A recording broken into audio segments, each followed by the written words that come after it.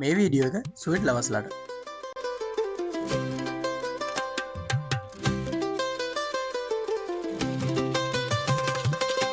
අපි දැන් මේකට ඇඩ් කරගන්න ඕනේ බිස්කට් පවුඩර්,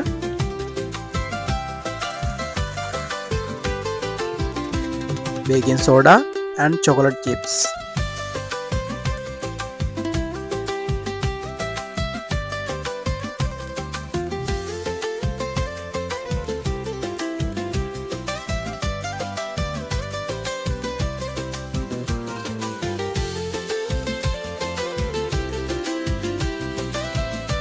අපි දැන් මේ ටික රෙඩි කරලා ඉවරයි. අපිට දැන් තියෙන්නේ මේ ටික කුක් කරගන්න.